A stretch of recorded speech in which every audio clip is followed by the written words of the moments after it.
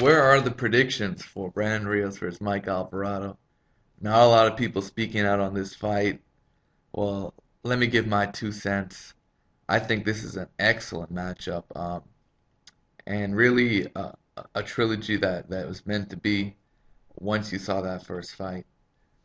Overall, I think Brandon Rios is a very limited fighter. He's shown that throughout his whole career, and there are keys to victory where if you just follow a blueprint, you will beat Brandon Rios. Plain and simple. He cannot handle foot movement. He couldn't handle it against Diego Chavez. He couldn't handle it against Manny Pacquiao. He couldn't handle it against Mike Alvarado in that second fight. The second Mike Alvarado moved his feet, used his length, he had a clear advantage, and Rios could not cut off the ring. In a big ring in Denver, this should be an Alvarado fight. Like, come on, he's in his backyard. He's got the advantage of having the last victory against him. He knows this is familiar territory. He knows how to beat this guy. He's done it before. I like Mike Alvarado in the fight. I know there's a lot of he has a lot of personal issues concerning a court case he had to deal with because he had a gun on him and he's already got a warrant out. So he definitely has a lot on his plate.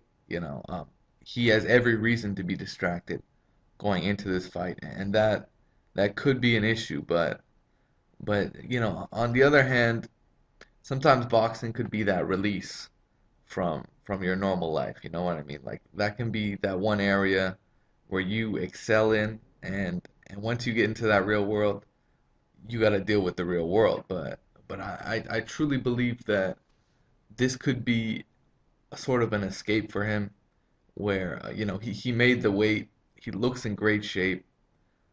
Brandon Rios is the one that looks kind of soft, but he never looks at perfectly cut. He's not that kind of. He doesn't have that type of physique, but he did look a little soft, Rios.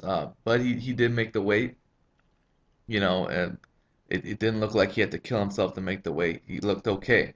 So certainly heading into this fight, it looks like both of these guys will be at or near their absolute best, and they're gonna put on somewhat of a war, somewhat of a boxing match.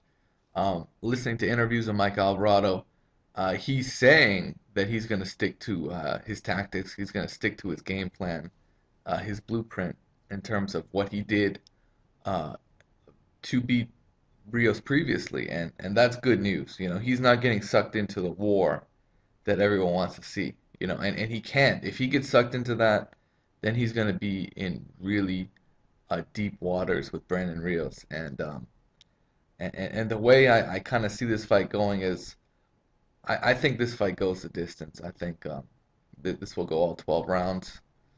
I know it could be interesting because these guys have been in a ton of wars, a ton. Fucking. The thing is, I look at Rios's chin and he still has that fucking iron chin. He withstood Manny Pacquiao's barrage over 12 rounds. Uh, he looked all right against Diego Chavez. You could see he had quite a bit of rust. He's still getting hit with a lot of shots, but he's got that chin, man, and no one's been able to crack it. I'm not sure if Alvarado can crack it. If he nails the right shot, he might be able to knock him down, and that could be a real dangerous sign for Brandon Rios. But Alvarado's not. He's not a giant puncher.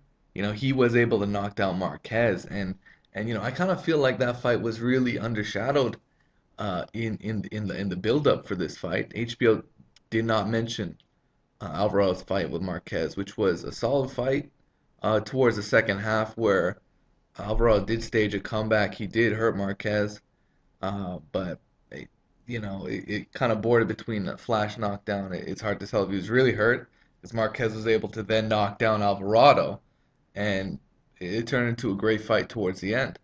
So definitely think that Alvarado deserves some credit for hanging in there with Marquez, and Brandon Rios hasn't, apart from Pacquiao, he hasn't been in there with any other elite fighters. So um, I sort of give the edge to Mike Alvarado in Denver. I feel like this should be the performance he was supposed to have against Ruslan Provodnikov, who was a much more dangerous, devastating puncher that really took his soul. And I just hope that doesn't creep back into him and Brandon Rios doesn't go in there and take his soul again.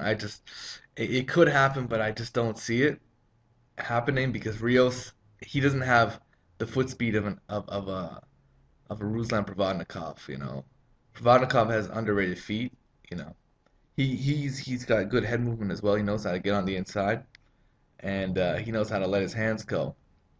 And I don't think Rios has that level of power, or the level of or that level of foot speed. And I think Alvarado should have enough advantage on the outside to where he can control the fight and keep it in his domain. And if he wants to get into a bit of a war, he should be able to control in terms of when he wants to box and when he wants to slug it out. So I edge Alvarado in this fight. He's the underdog, so there's definitely a betting opportunity. Uh, but you never know. I just don't really put a lot of stock into Brandon Rios right now. I can't see him winning this fight in a dominant fashion. I think it goes to scorecards and where Alvarado will have an edge in Denver. So I see Alvarado winning a decision. Let me know what you guys think. It is what it is. E King Fightings.